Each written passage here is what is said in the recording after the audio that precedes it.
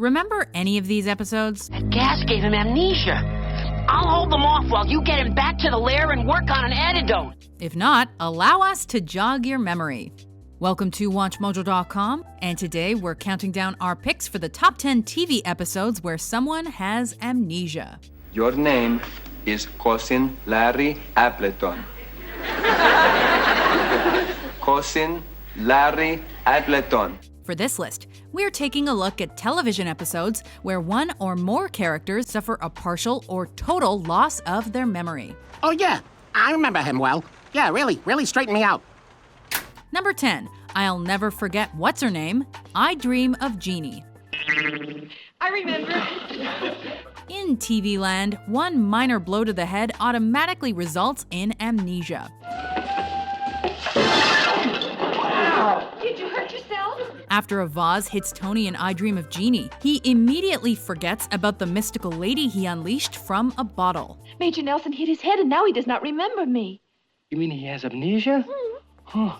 Rather than telling Tony who she really is, or restoring his memories with magic, Jeannie uses this opportunity to get closer to her master. As Roger attempts to open his friend's eyes, Jeannie causes him a world of trouble. What's the matter, Jeannie? I wish I could be sure that I am doing the right thing. You love me, don't you? Oh, you do not know how much. It's a memorable screwball farce that almost amounts to Tony putting a ring on the genie. I love you, Jeannie. I want to marry you. Oh, but you do not know anything about me. Number 9, The Scotsman Saves Jack Parts 1 and 2, Samurai Jack. Can you not see I'm trying to get a tan, you gold bean? Samurai Jack didn't have a ton of recurring characters outside of its main hero, its main villain, and on a rare occasion, a roughhousing Scotsman. I see you change your wardrobe. Got tired of wearing your granny's jammies, did ya? This one-legged brute naturally steps up when his samurai buddy starts going by the name Brent Worthington and adopts a Keanu Reeves surfer-like accent. You're like totally welcome, sir. The epic quest for Jack's memories comes complete with stunning animation, strong voiceover work, and alluring music. You must be confused? My name's Brent Worthington. What makes this two-part episode especially fun is seeing Jack play against type for a change, while a fan favorite takes center stage in a driven pursuit. I've told you. Look, okay, I'm sure this guy is real cool and everything, but you have got the wrong guy. I'm Brent, okay? Number 8, DOA MacGyver. So, MacGyver has amnesia, but amnesia is not a permanent condition. When most people get shot and go through a glass window, they die. Since MacGyver lives by action hero logic, he just gets amnesia. What's your name?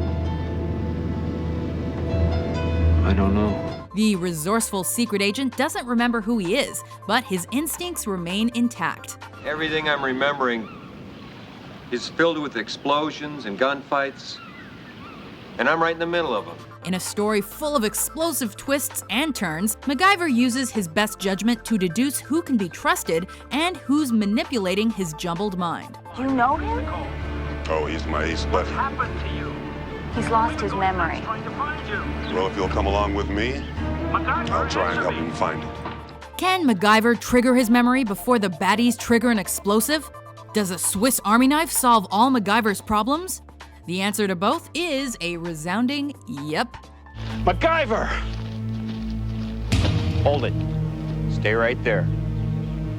I know you've got amnesia. You don't know who I am, do you? You're Peter Thornton. You're a killer. Number 7, thanks for the memory, Red Dwarf. What are you doing? I'm recording my memory. Your entire memory? As the Red Dwarf crew wakes up to find a jigsaw puzzle completed, several new puzzles land in their laps. So a surfboard foot-sized monster came aboard, did a jigsaw, drained our memories, and broke a couple of legs. So what? Forget, as I say. Lister and Kat have broken legs, a Godzilla-sized footprint has been left on a nearby moon, and nobody has any recollection of the past 4 days. It's a well-documented phenomenon. They kidnap you, give you a mind probe, erase your memory, and put you back. Okay, aliens came aboard. Without question. Is it the worst hangover ever, or has a supernatural being tampered with their heads? Full of witty interplay and creativity, their mission to unearth those lost memories further amounts to a surprisingly deep story regarding regret, missed opportunities, and second chances after death. I don't want this feeling anymore. I want my own memory back. Okay. Number 6. Spin the Bottle, Angel. What land is this? What land is this supposed to be? Yes, where do you hail from, friend? I'm not your friend, you English pig. Essentially Joss Whedon's interpretation of the Twilight Zone's 5 characters in search of an exit. This bottle episode mentally reverts Angel's principal cast to the age of 17. I don't even recognize the sound of my own name. Angel's an irresponsible Irishman from the 1700s. Cordelia's the spoiled brat we love to hate. Wesley's head boy at the Watchers Academy, Gunn's a rebel without a cause, and Fred turns out to be a paranoid stoner. Oh, Lord. Spin the Bottle demonstrates that the Buffyverse/Angelverse is about great character interactions above all else. Does anyone here recognize anyone? Whether these people are developing or regressing, they're always fun to listen to. Memories, like the corner of my mind. Number 5. Homecoming, Lost. You sure there's nothing going on? Absolutely. After Ethan kidnapped the very pregnant Claire, viewers eagerly awaited her return and answers. Hey, Claire. Claire. Wake up now. She has her homecoming in this episode, but since this is Lost, we had to wait longer for answers. Who are you? As the absent-minded Claire tries to refresh her memory, Charlie tries to forget his past life. We were together when... Having broken a woman's heart once before, the recovering junkie strives to prove to Claire and himself that he can take care of her. I just wanted to take care of you. I can take care of myself. Charlie does exactly this and regains Claire's trust in an ending that's as sweet as peanut butter. I'm scared.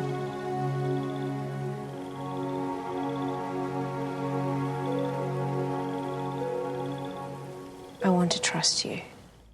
Number 4. Fugue and Riffs, Archer. Bad idea. According to my clinical research on drug-induced amnesia, said the fake scientist. Amnesia plots are always more interesting when a character doesn't just forget their old identity, but assumes a new one too. Hi, I'm Bob. Lana Kane.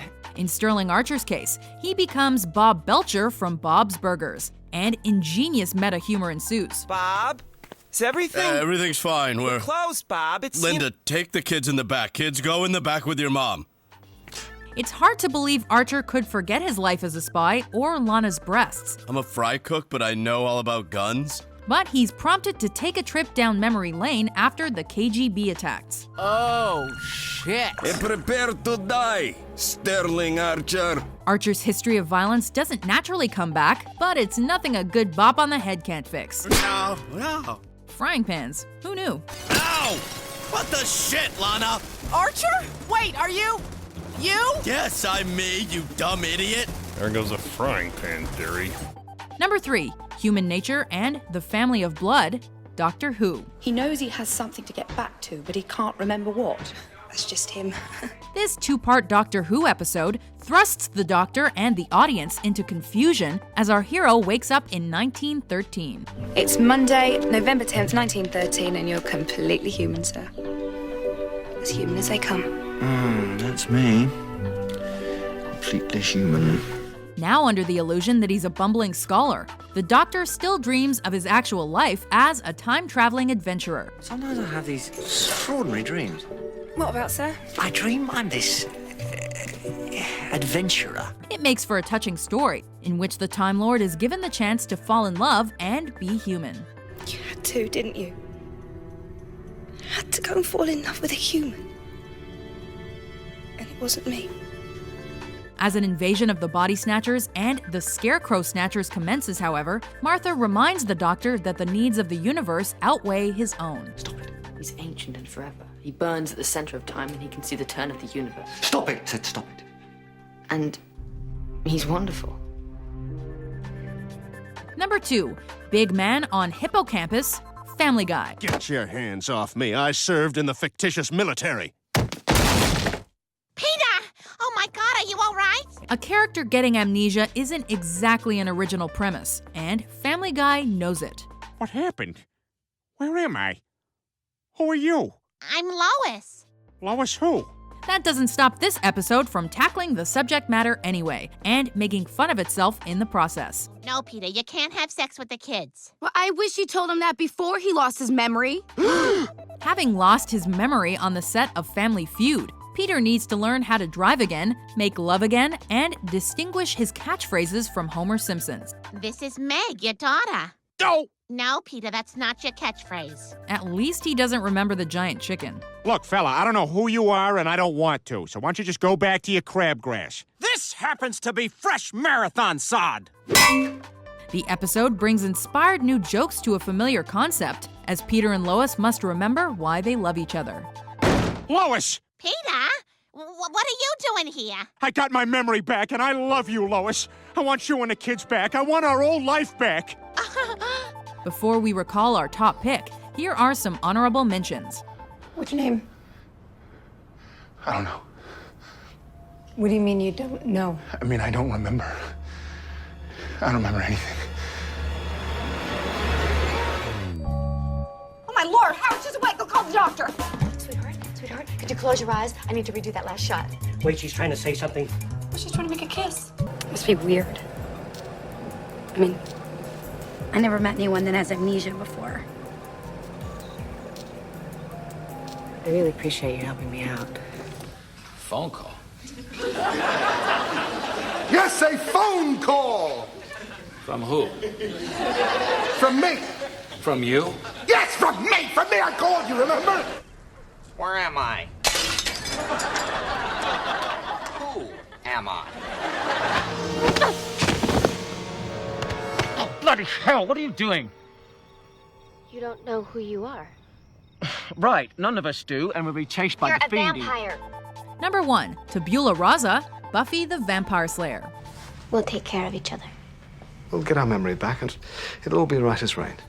This Buffy episode earns our number 1 spot for being the most well-written amnesia episode, as well as the most inventive and ambitious. Does anyone remember anything? Nope. Or maybe we all got terribly drunk and this is some sort of blackout. When the entire Scooby Gang forgets who they are due to a spell cast by Willow, they attempt to paste their identities together. Well, I am a girl. I'm not sure who I am exactly. This leads to shocking discoveries and even more shocking misunderstandings as they cross paths with a loan shark. Monsters are real. Did we know this? I don't know, but we need our memories back. We have to get to a hospital. Tabula Rasa is a testament to what a funny show Buffy could be. But these events ultimately leave several characters brokenhearted once the truth is realized. I mean, I know there's the vampire problem and our memory loss and all that, but still, to spend this time together alone must be nice. Do you agree with our list? Yes. What amnesia episode will you remember forever? I don't know who I am. You can't remember, like amnesia? For more unforgettable top 10s published every day, be sure to subscribe to WatchMojo.com. I'm sorry, Father, but somewhere along the way, I forgot how to be your son. Why, Antonio? Because I have amnesia.